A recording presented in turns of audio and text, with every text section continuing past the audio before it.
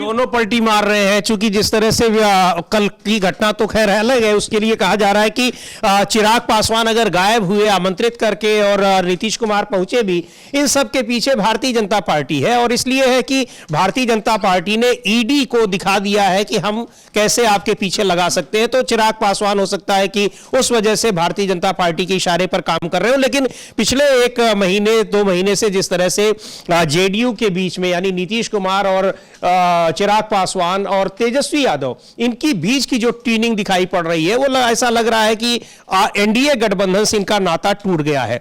और कल चिराग पासवान के यहां भी बीजेपी के नेताओं के समय चिराग पासवान मौजूद रहे, नीतीश कुमार के स्वागत में नहीं रहे। तो ये सारी चीजें वास्तव में, ये मौका जो है मकर संक्रांति का है, खिचड़ी का है, और इतनी सारी खिचड़ी पक रही है बिहार में कि उसका समझ में नहीं आ रहा है कि इसका जो निष्कर्ष है वो क्या निकल कर आने वाला है। हाँ, इस समय बहुत उलझी हुई बिहार की सियासत दिखाई दे रही है। और सबसे बड़ी बात तो ये है कि इसका जो कनेक्शन है वो सीधा सीधा महाराष्ट्र से जुड़ा हुआ दिखाई दे रहा है। कि महाराष्ट्र में जिस तरीके का बीजेपी ने खेल किया है, उससे अब जो बिहार में एनडीए के दल हैं वो सभी के सभी डरे हुए हैं। अब कुछ दिनों पहले खबर आती है कि भाई बीजेपी ने देख लिया कि अब उसका एक लगभग बहुमत है, कुछ सीटें कम है, और यदि शिंदे या अजित पवार जाते भी हैं तो सरकार पर कोई असर पड़ने वाला नहीं है। अब उसके बाद ये खबर आ रही है कि बिहार जो महाराष्ट्र में निकाय चुनाव होने वाले हैं, बीजेपी ने मना कर दिया कि ना तो हमें शिंदे की जरूरत है ना हमें अजित पवार की जरूरत है। तो अब बिहार के राजनीतिक दलों को यह समझ में नहीं आ रहा है कि यदि ये स्थिति यदि कहीं धोखे से बिहार में हो गई तो बीजेपी हम लोगों को भी बाहर कर देगी। आज बीजेपी को हमारी जरूरत है, इसलिए वो गठबंधन की बात कर रही है। लेकिन कल को बीजेपी को हमारी जरूरत नहीं होगी तो महाराष्ट्र जैसी स्थिति बन जाएगी, वो पूछेगी ही नहीं सहयोगी दलों को। तो इसीलिए जो दूसरा ये जो ईडी का मामला जो आप बता रहे हैं, ये ईडी का एक जो छापे हैं वो चिराग के करीबियों पर भी पड़ रहे हैं और नीतीश के करीबियों पर भी पड़ रहे हैं।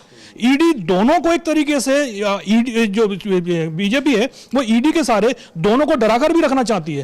तो उसका दही चूड़ा में जो आप देख रहे हैं कि नीतीश कुमार पहुंच रहे हैं तो चिराग गायब हो रहे हैं, तो इस समय तो बड़े प्रसन्न नजर आ रहे हैं। लेकिन हम वो तस्वीर भी देखेंगे जब नीतीश कुमार वापस आ रहे हैं, और उस तस्वीर को जनता ये लोक जनशक्ति पार्टी ने अपने ऑफिशियल ट्विटर हैंडल से ट्वीट किया है। उस तस्वीर को देखेंगे हम। ये तस्वीर है जब वो वापस आ रहे हैं। तो जाते समय की तस्वीर और लौटते समय की तस्वीर बहुत कुछ कह रही है नीतीश कुमार की। ये हाँ बिल्कुल, जब नीतीश कुमार पहुंचे हैं, क्योंकि चिराग पासवान बहुत दिनों बाद तो उनका बयान शुरू हुआ था, अभी 2 दिन पहले बोले थे कि हम नीतीश कुमार के नेतृत्व में चुनाव लड़ेंगे। तो नीतीश कुमार को एक राहत मिली थी कि भाई 2020 वाली स्थिति नहीं बनने वाली। लेकिन अब उनको समझ में आ रहा है कि इस बार की जो स्थिति है वो 2020 से भी ज्यादा खतरनाक होने वाली है। कि उस समय तो खाली एक ही चिराग पासवान थे, अब की बार बीजेपी ने 3 लोगों को खड़ा कर दिया है। चिराग पासवान हो या प्रशांत किशोर हो या आरसीपी सिंह हो, अब बीजेपी, क्योंकि इसके तीनों माना जा रहा है कि ये बीजेपी के द्वारा प्रायोजित लोग हैं, इन्होंने बीजेपी के एक तरीके से सहारे पर ही ये लोग काम कर रहे हैं।